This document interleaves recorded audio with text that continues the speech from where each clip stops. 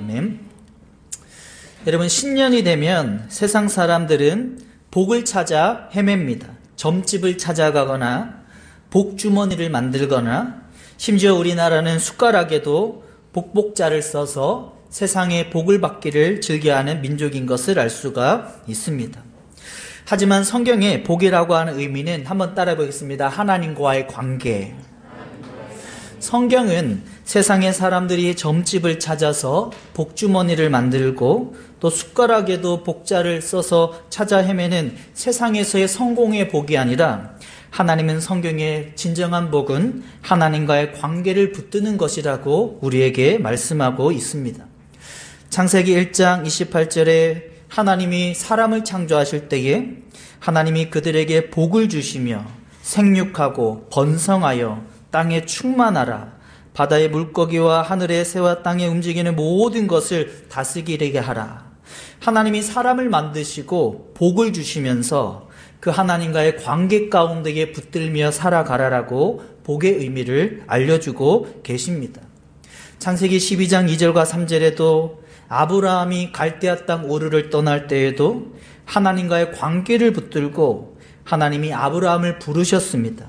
내가 너로 큰 민족을 이루고 내게 복을 주어. 그 아브라함이 하나님과의 관계 가운데에 복의 의미를 붙들며 가나안 땅으로 들어온 것을 알 수가 있습니다. 여러분, 시편은 150편으로 기록되어져 있고 모세 시대부터 포로 이후에 약 1000년간의 내용을 우리에게 소개하고 있습니다. 시편의 출발은 복이 있는 사람으로 시작하고 있습니다. 시편 1편이 150편의 문을 여는 열쇠와 같다라면 그 복의 의미를 우리에게 설명해 주고 있습니다. 그 복의 의미는 한 번 더 따라하겠습니다. 하나님과의 관계. 하나님과의 관계 가운데에 복이 있는 사람은 악인들의 꾀를 따르지 아니하며 죄인들의 길에 서지 아니하며 오만한 자들의 자리에 앉지 아니하고 라고 설명하고 있습니다. 복이 있는 사람들은 세상의 악인들이 자신의 꾀를 내어서 생각 가운데에 살아갈 때에도 그것을 쫓아 살아가지 않습니다. 죄인들이 하나님의 올바른 길이 아닌 다른 길을 쫓아 나아갈 때도 그 죄인의 길을 선택하지 않습니다. 죄인들이 오만한 자리에 서서 하나님의 주권을 등한시할 때에도 복 있는 사람은 하나님의 주권을 인정하며 붙들며 살아가고 있습니다. 시편 1편 1절은 세 번의 강조를 점층적으로 우리에게 설명하고 있습니다. 복 있는 사람은 악인들의 꾀, 생각을 따르지 않고 죄인들의 길, 다른 어그러운 길을 쫓지 않고 오만한 자리에 앉지 않는 하나님의 주권을 인정하는 자의 인생이다라고 하는 것입니다. 같이 한번 읽어보겠습니다. 복이 있는 사람은 악인들의 꾀를 따르지 아니하며 죄인들의 길에 서지 아니하며 오만한 자의 자리에 앉지 아니하고. 다시 말해서 하나님과의 관계 가운데에 세상의 꾀인 생각이 아니라 죄인의 어그러진 길이 아니라 오만한 자리에 자신의 주권이 아니라 하나님과의 관계 가운데 살아간다라고 하는 것입니다. 시편 73편 28절 상반절에는 하나님께 가까이함이 내게 복이라. 그 하나님과의 관계 가운데 살아가는 것이 세상의 복이 아닌 하나님의 성경적인 복의 의미인 것을 우리에게 분명히 설명해 주고 있습니다. 여러분, 시편 2편은 1장 1편 2절은 이렇게 설명하고 있습니다. 같이 한번 읽어보겠습니다. 오직 여호와의 율법을 즐거워하여 그 율법을 취하로 묵상하는도다. 오직 여호와의 율법을 즐거워하여 그의 율법을 주야로 묵상하는도다. 밤과 낮으로 하나님의 말씀을 묵상하며 나아가는 자가 진정한 복이 있는 사람이고 시냇가의 심기운 나무와 같이 열매를 맺으며 잎사귀가 마르지 않는 형통함의 은혜를 경험하게 된다라고 하는 것입니다. 여러분, 여기에 율법을 주야로 묵상한다라고 할 때 이 주야는 시간의 개념만 의미하는 것이 아닙니다. 질적인 의미로 우리의 인생 가운데에 기쁨과 즐거움이 있는 낮과 같은 시절이 있다면은 슬픔과 어려움과 고난이 있는 밤과 같은 시기를 보낼 때도 있다라고 하는 것입니다. 다시 말해서 여호와 율법을 즐거운 시간 낮뿐만 아니라 고난과 어려운 슬픔이 다가오는 밤과 같은 시기에도 하나님의 말씀을 묵상하며 붙드는 자가 복이 있는 사람이고, 시냇가에 심기운 나무와 같은 열매를 맺으며 잎사귀가 마르지 않는 형통의 삶을 경험하게 된다라고 하는 것입니다. 여러분, 오늘의 말씀을 통해서 우리의 인생 가운데에 낮과 같은 즐거움과 기쁨의 시간뿐만 아니라 밤과 같은 슬픔과 어려움과 고난의 시간이 다가오는 올 한 해의 상황 가운데에도 하나님의 말씀을 묵상하고 붙들므로 말미암아 복 있는 사람의 시냇가에 심겨진 나무의 은혜를 경험할 수 있는 저 여러분들 모두 다 될 수 있기를 예수님의 이름으로 축복합니다. 조금 더 시편 1편 2절의 말씀을 함께 보기를 원합니다. 오직 여호와의 율법을 즐거워하여 그 율법을 주야로 묵상하는도다. 여러분, 여기서 율법을 주야로 묵상한다라고 하는 표현은 히브리어로 하가라고 하는 표현입니다. 이 하가라고 하는 표현은 마치 비둘기가 구구구구 하듯이 반복적으로 그 하나님의 말씀을 받아들이는 것을 의미하는 것을 알 수가 있습니다. 마치 비둘기가 구구구구 하듯이 하나님의 말씀을 반복적으로 정보의 수준을 뛰어넘어서 묵상하며 받아들이는 것이 바로 율법을 주야로 묵상하는 자이고, 곧 그 묵상을 통해서 복이 있는 또 시냇가에 심기운 나무와 같은 인생을 살아가게 된다라고 하는 것입니다. 조금 더 나아가서 존 스토트 목사님은 율법을 주야로 묵상한다라고 하는 이 하가라고 하는 표현을 마치 강아지가 뼈 하나를 물고 1시간, 2시간뿐만 아니라 일주일 보름 동안 물고 빨고 깨물듯이 조금씩 하나님의 말씀을 체화하며 자신의 육체 가운데 받아들이는 것이라고 설명하고 있습니다. 다시 이야기해서 하나님의 말씀을 가볍게 눈으로만 읽는 것이 아니라 그 말씀을 강아지가 뼈를 물고 빨고 일주일 보름 동안 조금씩 자신의 육체 가운데에 먹어 나아가듯이 그 하나님의 말씀을 묵상하는 것을 통해서 복이 있는 시냇가에 심기운 나무와 같은 인생을 소망하게 된다라고 하는 것입니다. 여러분, 우리의 신앙의 선배들은 이 방법을 바로 렉치오 디비나라고 이름을 지었습니다. 눈으로만 읽는 것이 아니라 소리내어 읽으면서 귀와 입으로도 들으면서 정보 수준을 넘어 나의 전인격 가운데 받아들이는 방법을 바로 하나님의 말씀을 주야로 묵상한다라고 렉치오 디비나라고 설명하고 있습니다. 여러분, 1517년에 마틴 루터도 하나님의 말씀을 읽을 때에 소리 내어서 읽었다라고 하는 것입니다.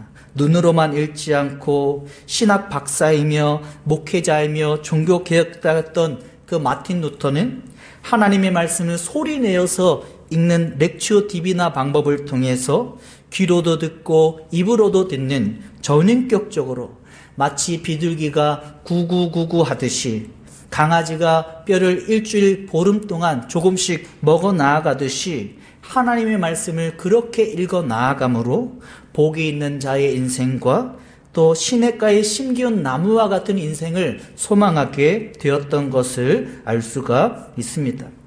여러분, 프레드리히 폰 위겔이라고 하는 우리 신앙의 선배는 하나님의 말씀을 읽을 때에 마른 모의 사탕을 어린아이가 먹어 나아가듯이 마른 모의 사탕의 막대 사탕을 어린아이가 조금씩 빨고 깨물어서 먹어 나아가듯이 하나님의 말씀을 먹으라라고 우리에게 설명하고 있습니다.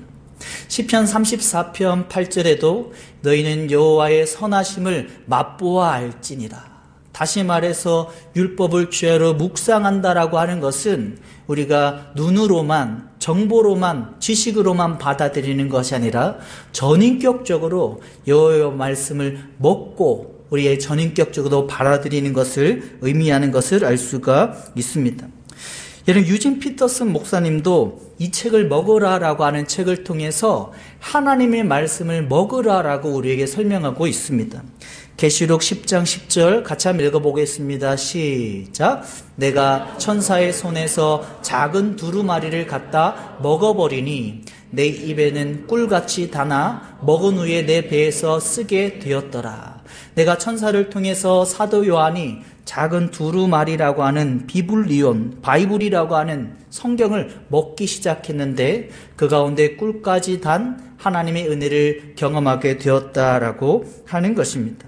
하나님의 말씀을 비둘기가 구구구구 하듯이, 마치 강아지가 뼈를 일주일 보름 동안 먹어 나아가듯이, 마치 어린아이가 막대 사탕을 조금씩 빨며 깨물며 자기가 먹어 나아가듯이, 하나님의 말씀은 그와 같이 묵상할 때에 복이 있는 자로 시냇가에 심기운 나무와 같은 인생을 소망하게 되는 것을 알 수가 있습니다.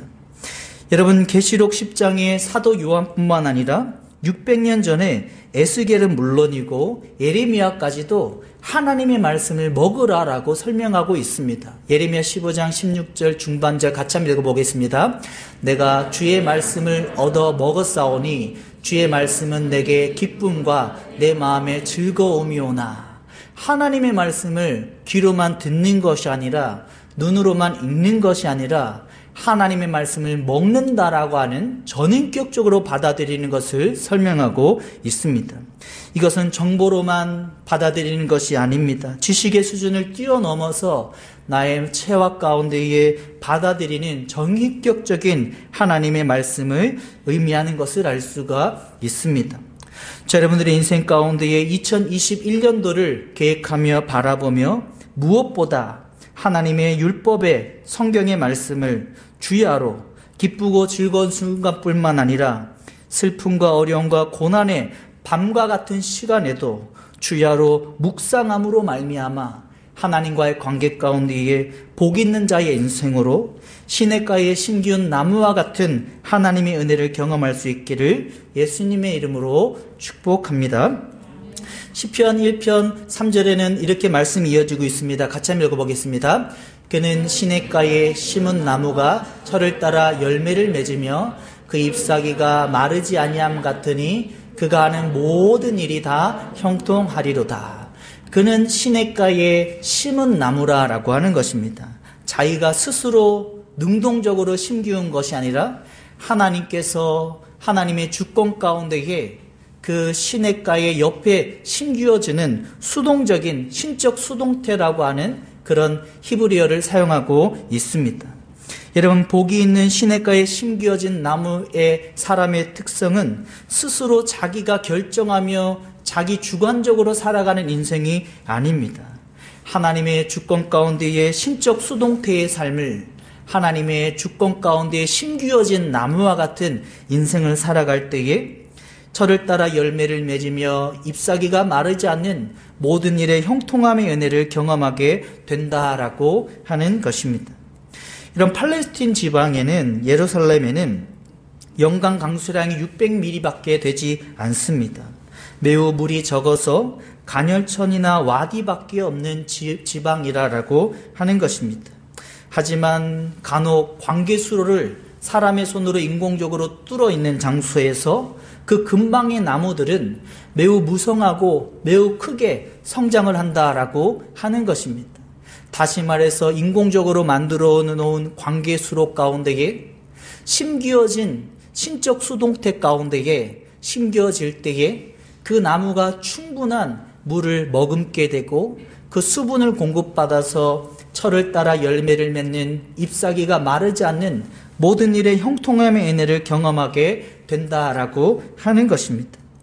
여러분, 우리의 인생 가운데에도 내가 주인 되어서 나의 방법으로 능동태적인 삶을, 나의 주관적인 삶을 살아가는 것이 아니라 하나님의 신적 수동태를 인정하고 그 하나님의 말씀 가운데에 묵상하며 살아나아갈 때에 하나님의 은혜를 경험하게 될 줄로 믿습니다. 여러분, 시편 92편 12절에 의인의 삶은 나무와 같다라고, 나무와 같은 은혜 가운데에 번성하며 성장하게 된다라고 설명하고 있습니다. 다시하게서 내가 시냇가에 심기어진 신적 수동태와 같은 하나님의 말씀 가운데에 순종하며 살아나아갈 때에 그게 바로 하나님 앞에 올바른 삶임을 알 수가 있습니다. 창세기 39장의 요셉의 인생의 스토리는 어떻습니까? 매우 능동적인 자기 주도적인 인생은 아닙니다. 자기가 주관하는 인생이 아닙니다. 형들에게 팔림을 당하고 보디발 장군 집에 억울한 종살이를 하고 억울한 누명 가운데 2년 이상 감옥의 시간을 보내고 그럼에도 불구하고 신적 수동태 가운데에 내게 주어진 일에 하나님의 주권을 인정하고 감사하며 하나님과 함께 살 때에 시냇가에 심기어진 나무와 같은 은혜를 경험하게 된 것을 알 수가 있습니다. 2021년도를 보내면서 내가 능동적으로 나의 주관적으로 살아가는 인생이 아니라 신적 수동태와 같은 시냇가에 심기어진 나무와 같은 하나님의 말씀을 묵상하고 그 가운데에 순종하며 살아감으로 말미암아 요셉과 같은 시냇가에 심기어진 나무와 같은 하나님의 은혜를 경험할 수 있기를 예수님의 이름으로 축복합니다. 여러분 시편 1편 3절에 시냇가에 심기어진 나무다라고 하는 것은 하나님 앞에 불평하지 않고 살아가는 것입니다. 그 관계의 수로 가운데에 신적 수동태 가운데에 심기어진 그 나무는 어떠한 상황 가운데에도 자기가 상황을 풀어내지 않습니다. 그저 그 앞에 있는 것입니다. 그 앞에 가만히 머물러 있고 그 가운데에 하나님의 말씀의 물의 공급을 머금으면서 하나님이 주시는 햇살을 경험하면서 그 나무가 머물러 있을 때에 하나님 앞에 묵직하게 시간을 보내고 그 가운데 침묵하며 그 가운데 시간을 보낼 때에 장성한 나무로 크게 번성하게 되는 모습을 보게 되는 것입니다. 만약에 나무가 그 가운데에 머물러 있지 못하고 자기가 마음대로 움직인다고 한번 생각을 해보십시오. 뿌리가 내릴 수 없을 것입니다. 마음껏 물을 머금을 수 없을 것입니다. 햇살을 받을 만한 시간도 부족하게 될 것입니다.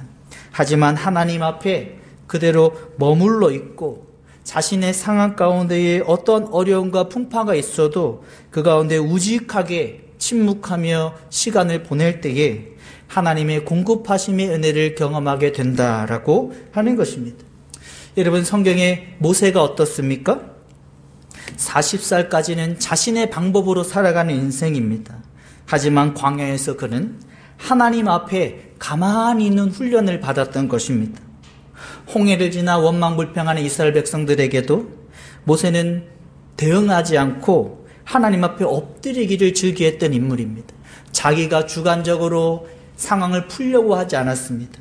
마치 시냇가에 심기어진 나무와 같이 그 자리에서 우직하게 엎드려서 하나님 앞에 심기어진 나무와 같이 행동하며 하나님 앞에 바라볼 때에 모든 묶였던 상황들이 풀리고 하나님의 인도하심을 하나하나 경험하게 된 것을 볼 수가 있습니다. 2021년도를 보내면서 저희 여러분들의 인생 가운데에도 시냇가에 심겨진 나무와 같이 하나님의 말씀을 묵상하며 하나님의 말씀의 은혜를 마치 물의 공급을 받는 나무와 같이 계속해서 머금을 수 있기를 원합니다. 또 하나님 앞에 우리가 나가 능동적으로 살아가는 것이 아니라 신적 수동태 가운데에 주어진 말씀 앞에 순종해 나아가는 저 여러분들 될 수 있기를 소망합니다.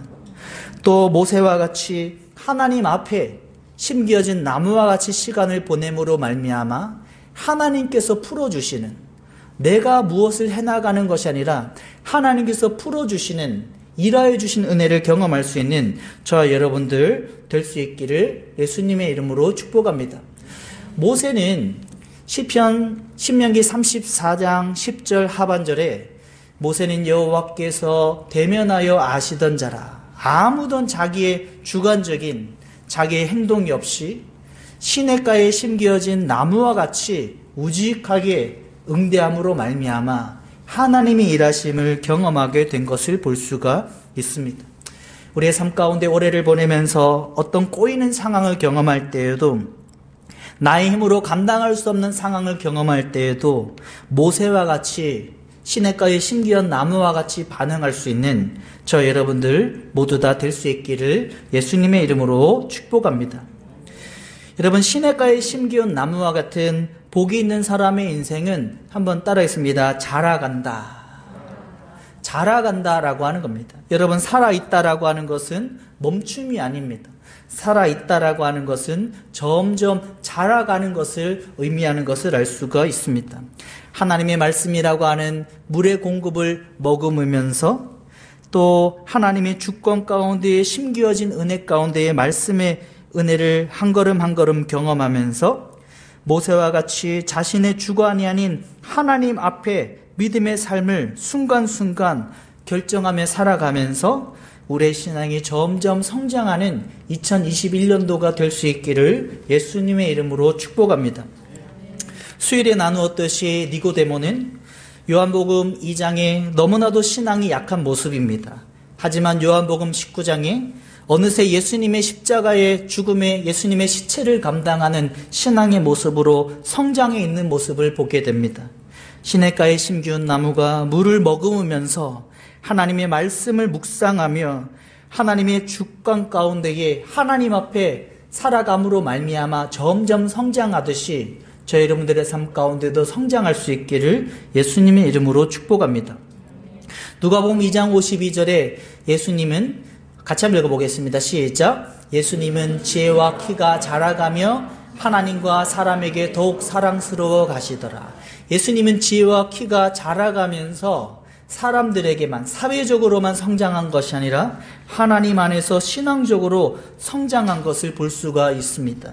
2021년도 저 여러분들의 신앙 가운데에 우리가 심기어진 나무가 되어서 하나님의 말씀을 묵상하는 하나님의 수분의 물의 공급을 경험하면서 하나님의 주권적인 수동적인 하나님의 손길 가운데 심기어져서 하나님 앞에 모세와 같이 반응함으로 말미암아 점점 성장해 나아갈 수 있는 저 여러분들 모두 다 될 수 있기를 예수님의 이름으로 축복합니다. 시편 1편 4절에는 물에 심기어진 나무와 시냇가에 심기어진 나무와 대조적으로 바람에 나는 결을 우리에게 설명하고 있습니다. 같이 한번 읽어보겠습니다. 악인들은 그렇지 아니하여 오직 바람에 나는 겨와 같도다. 여러분, 바람에 나는 겨는 어떻습니까? 심기어질 이유가 없습니다. 하나님의 말씀에 수분의 공급이 없습니다. 하나님의 주권적인 수동적으로 심기어지는 것도 없습니다. 하나님 앞에 살아가는 것도 없습니다. 상황에 따라서 급하게 응대하며 살아가는 것이 바로 바람에 나는 겨와 같은 인생인 것을 알 수가 있습니다. 복이 있는 시냇가에 심기어진 나무가 아닌 상황에 따라서 하나님의 말씀 없이 하나님의 주권을 인정하지 않고 살아가는 것은 바람에 나는 겨와 같은 인생인데 그런 자들이 악인이고 하나님의 심판 가운데에 망하게 되고 만다라고 하는 것입니다. 하나님이 오늘 우리에게 이것을 말씀해 주셨습니다. 성경에서 이야기하는 복이 있는 사람의 인생은 세상에서 이야기하는 어떤 성공과 물질을 소유하는 것, 세상에서의 성공을 이야기하는 것이 아니라 한번 따라했습니다. 하나님과의 관계. 하나님과의 관계가 바로 복의 의미라고 이야기하십니다. 하나님은 우리에게 하나님의 말씀을 주야로 묵상하라고 말씀하셨습니다. 비둘기가 구구구구 하듯이 강아지가 뼈 하나를 일주일간 보름 동안 조금씩 물고 빨며 먹어 나아가듯이 하나님의 말씀을 주야로 즐겁고 기쁠 때뿐만 아니라 슬프고 어렵고 고난 가운데에도 하나님의 말씀을 묵상하며 먹어 나아갈 때에 인격적으로 받아들이며 나아갈 때에 시냇가에 심기운 나무와 같은 하나님의 수분을 경험하는 인생이 될 수 있다라고 하는 것입니다.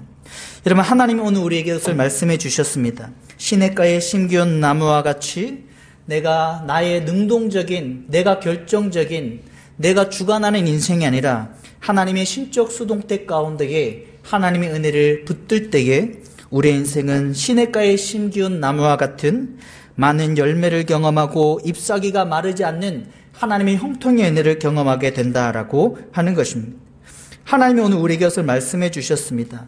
마치 모세가 원망 불평하는 이스라엘 백성들 앞에서 모세가 자기 스스로 해결하지 않고 순간순간 엎드리며 모든 것을 하나님 앞에 해결하며 풀어나아갔듯이 그 하나님 앞에 행동할 때에 시냇가에 심기운 나무와 같은 인생이 될 수 있다라고 하는 것입니다. 마지막으로 시냇가에 심기운 나무와 같이 하나님 앞에 우리가 지혜와 키만 자라는 것이 아니라 우리가 사람들에게만 사랑받는 인생이 아니라 하나님 앞에도 우리의 신앙이 성장해 나아갈 수 있는 저 여러분들 될 수 있기를 예수님의 이름으로 축복합니다. 여러분, 시냇가에 심기운 나무의 모습은 갈보리 언덕에 심겨진 예수님의 십자가 나무를 떠오르게 합니다. 시냇가에 심겨진 나무는 자기가 수동적으로 심겨진 것이 아닙니다. 예수님도 자기가 능동적으로 십자가 갈보리 언덕 가운데 심기운 것이 아니라 하나님의 신적 수동태 가운데에 그 자리에 심겨짐으로 말미암아 시냇가에 심겨진 나무와 같은 복이 있는 그런 모습으로 우리에게 모델이 되셨습니다. 여러분, 예수님이 십자가 그 갈보리 언덕에 나무로 심겨진 그 모습은 주야로 묵상하는 하나님의 말씀 가운데에 온전히 뜻을 붙들며 나아감으로 말미암아 갈보리 언덕에 십자가의 나무로 심겨진 우리의 모델이 되어 주셨습니다. 예수님이 갈보리 언덕에 십자가의 나무로 심겨진 그 모델은 오늘 말씀에 시냇가에 심겨진 나무와 같이 하나님 앞에 그가 온전히 삶을 내어드림으로 말미암아 갈보리 언덕에 심겨진 십자가 나무의 모델이 되어주신 것을 알 수가 있습니다. 저 여러분에게 예수님께서 갈보리 언덕에 십자가의 나무로 시냇가에 심겨진 나무와 같이 심겨짐으로 말미암아 저 여러분들의 인생 가운데에 모델이 되어주신 줄로 믿습니다. 시냇가에 심겨진 나무의 오늘 본문의 말씀이 그러므로 예수님이 십자가의 갈보리 언덕에 심겨진 나무를 통하여서 저 여러분들에게 은혜로 다가오게 된 것을 감사할 수 있는 저 여러분들 될 수 있기를 예수님의 이름으로 축복합니다. 베드로전서 2장 24절에 이렇게 말씀합니다. 같이 한번 읽어보겠습니다. 시작. 친히 나무에 달려 그 몸으로 우리의 죄를 담당하셨으니 이는 우리로 죄에 대하여 죽고 의에 대하여 살게 하려 하심이니라. 친히 나무에 달려서 예수님께서 갈보리 언덕에 십자가의 나무로 심겨짐으로 말미암아 우리의 모델이 되어주셨고 그 가운데 우리의 죄를 담당하셔서 우리가 그와 같은 의로운 삶을 살아갈 수 있도록 허락해 주신 것을 감사할 수 있기를 예수님의 이름으로 축복합니다. 오늘 하나님께서 우리에게 말씀하셨습니다. 진정한 복의 인생은 세상 사람들이 바라보고 이야기하는 세상의 번영이 아니라 하나님과의 관계를 붙들면서 살아가는 것이다.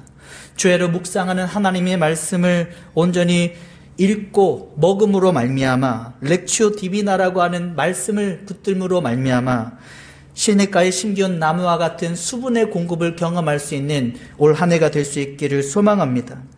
하나님이 오늘 우리에게 말씀하셨습니다. 시냇가에 심겨온 나무와 같이 수동적인 하나님의 말씀 앞에의 삶을 살아나아갈 때에 우리의 삶이 요셉과 같은 하나님의 은혜를 경험하게 된다라고 하는 것입니다.